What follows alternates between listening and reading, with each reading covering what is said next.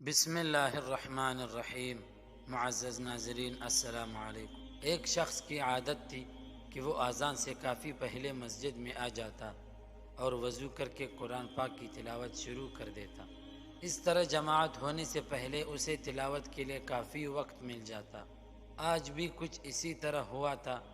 وہ مسجد میں بیٹھا تلاوت کر رہا تھا کہ ایک چھوٹا بچہ مسجد میں داخل ہوا اور ہاتھ منہ دھو کر مسجد کے ایک کونے میں بیٹھ گیا۔ اس نے مسکرا کر بچے کی طرف دیکھا تو بچے نے بھی مسکراہٹ سے جواب دیا۔ وہ سر جھکا کر پھر تلاوت میں مشغول ہو گیا۔ تھوڑی دیر بعد تلاوت کے دوران اس نے سر اٹھا کر دیکھا تو وہ چھوٹا بچہ اپنے ننھے ہاتھ اٹھا کر آنکھیں بند کر کے دعا مانگ رہا تھا۔ اس کے لبوں پر مسکراہٹ پھیل گئی۔ بچے کا دعا مانگنے کا انداز اتنا پیارا تھا کہ وہ بے ساختہ قرآن مجید بند کر کے اسے دیکھنے لگا۔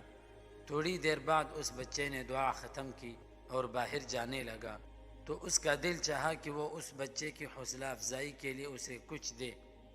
اس نے بچے کو پاس بلایا اور سر پر ہاتھ پھیر کر اس کو 100 کا نوٹ دیا۔